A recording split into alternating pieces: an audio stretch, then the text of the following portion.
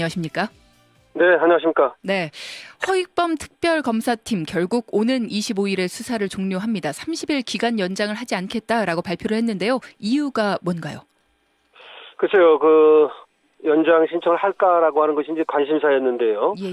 사실은 지금까지 13번의 특검이 있었는데 연장 신청을 하지 않은 적은 이번이 처음입니다. 그렇죠. 따라서 이제 대개는 연장 신청을 하는 것인데 사실은 이번에는 연장 신청을 하지 않을 것이라는 관측이 유력했는데요. 네네. 그것은 아무래도 연장 신청을 하는 이유가 보강수사라든지 추가 수사의 필요성이 있어야 하거든요.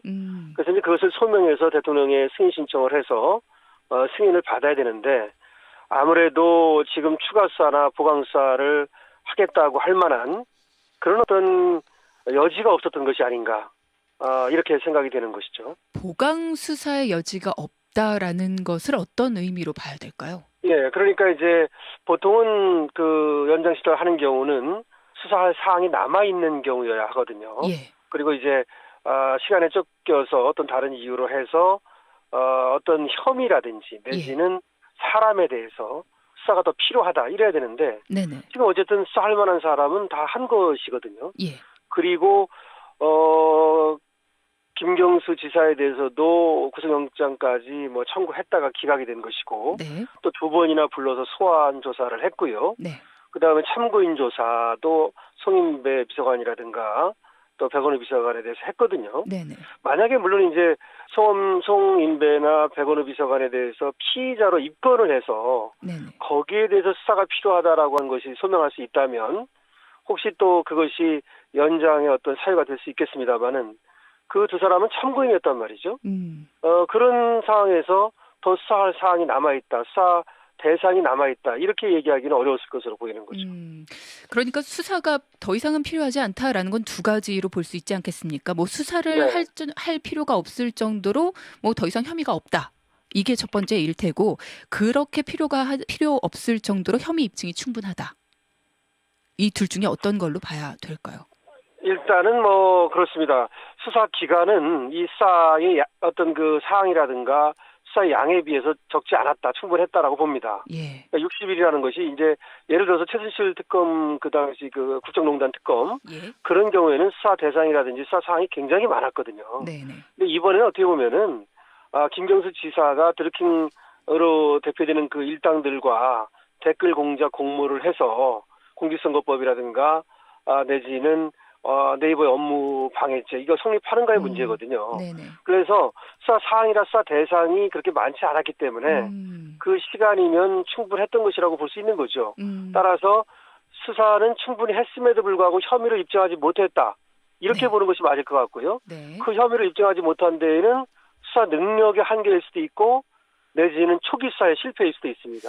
그렇죠. 예를 들어서 예. 경찰이 먼저 수사를 하지 않았습니까? 네네. 그런데 어떤 그 증거 확보에 실패를 했다고도 볼 수 있고요. 그래서 이번에는 수사 기간이 설사 주어진다 하더라도 예. 더 어떤 성과를 내기 어렵다 이렇게 보는 게 맞을 것 같아요.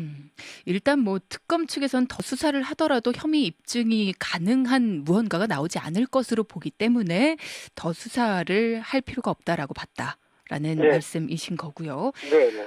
법원에서도 구속영장을 기각하면서 다툼의 여지가 있다라고 판단을 하지 않았습니까? 이 부분은 네. 혐의 자체가 불충분하다 이렇게 본 거고요. 그렇죠. 그럼 전반적으로 다시 한번 훑어보겠습니다. 드루킹 특검의 쟁점은 무엇이었나요? 쟁점은 두 가지라고 볼 수 있습니다. 하나는 결국은 드루킹으로 대표되는 그 일당들에게 김경수 지사가 지시라든지 내지는 보고 네. 소위 공모를 해서 예. 네이버의 업무를 방해했는가 하나, 네. 그다음에 이제 공직선거법을 위반한 것이 있는가, 그다음에 혹시 정치자금법을 위반한 것이 있는가 이런 것들이 이제 큰 쟁점이었던 것이죠. 네. 그런데 그 중에서 이제 수사를 하다가 본류가 아닌 지류가 흐르는 이런 어떤 측면도 있었습니다만은 핵심은 어쨌든 김경수 지사의 드루킹 일당에 대한 공모 여부였다 이렇게 볼 수 있겠습니다. 댓글 조작 행위의 전모를 밝히면서 이제 공모를 했는지에 대한 부분이었다. 네. 일각에서는 김경수 지사에 대한 영장 청구를 기각했던 게 수사 동력을 잃게 한 원동력이 아닐까 이런 이야기도 나오는데 이 부분에 대해서는 어찌 보시나요? 예, 맞습니다. 수사가 몇 번의 고비가 있었는데요. 예. 지금 말씀하신 김경수 지사에 대한 구속영장 청구가 기각된 것이 가장 큰 수사 동력의 어떤 상실 원인이라고 볼 수 있고요. 네. 그다음에 그 전에는 노회찬 의원의 어떤 그렇죠. 예. 사망 이것이 또 큰 어떤 그 수사 동력의 상실 원인이었습니다. 네. 그 외에도 도모 변호사에 대해서 구속영장을 청구했습니다마는 예. 두 번이나 기각이 됐고, 그 다음에 또 김경수 지사에 대해서는 압수수색 영장을 처음 한번 청구했다가 그것이 기각이 되고 나서 두 번째 발부가 됐거든요. 네네. 그렇게 번번이 결국은 그 제동이 걸리면서 그때마다 동력이 상실됐다. 이렇게 볼 수 있겠습니다. 일각에서는 정치 특검이라는 비판이 계속 이어졌는데 이 부분은 어떻게 보시나요? 네, 그것은 뭐 태생적 한계라고 볼 수 있습니다. 예. 이번에 특검은 살아있는 권력을 상대로 한 것이었기 때문에 결과적으로는 정치권으로부터도 상당한 어떤 견제와 내지는 어떤 비판을 받을 수밖에 없는 상황이었고요. 예. 그래서 이제 태생적으로 그런 측면이 있었는가 하면, 또 하나는 특검이 의도했든 그렇지 않든 간에 그렇게 어떤 그 의혹을 살 만한 그런 일이 있었던 것이죠. 그러니까 특검이 처음 그 출범을 했을 때부터 자구우면하지 말고 예. 어차피 이 특검이 김경수 지사를 조사하기 위한 특검이었단 말이죠. 예. 그렇다면 드루킹의 어떤 일당들에 대한 소환 조사에 시간을 그렇게 많이 쓰고 내지는 정치자금법이라고 하는 지류를 흐르지 말고 처음부터 김경수 지사를 그 방향을 잡고 말이죠.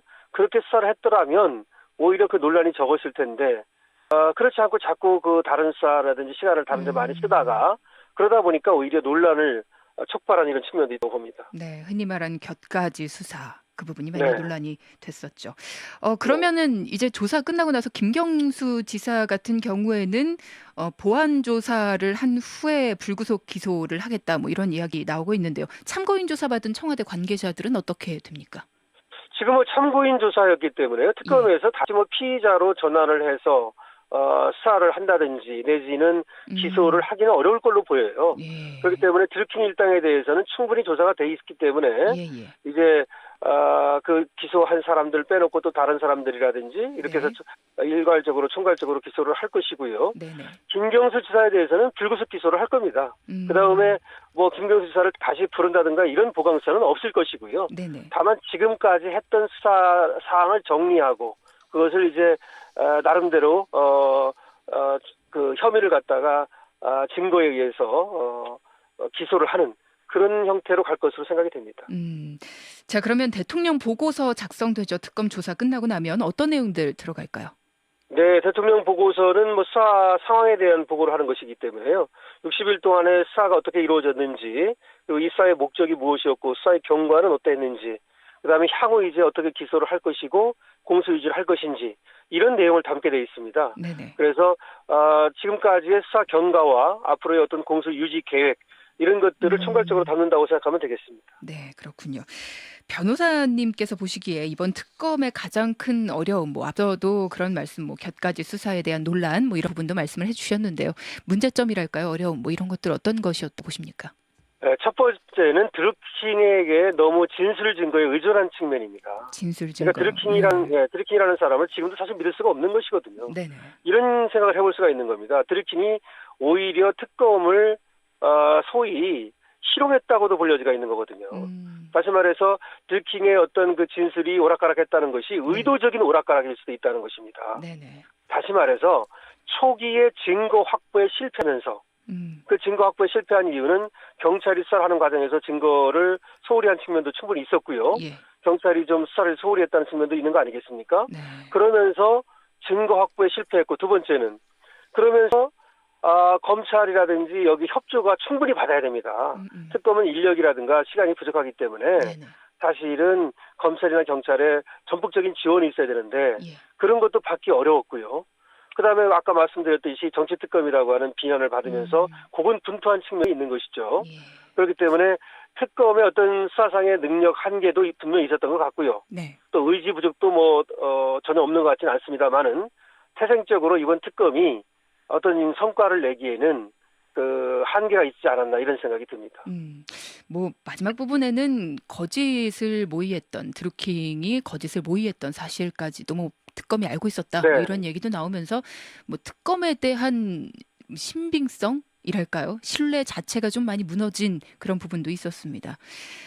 오늘 예. 많은 이야기 전체적으로 정리까지 들어봤습니다. 변호사님 감사합니다.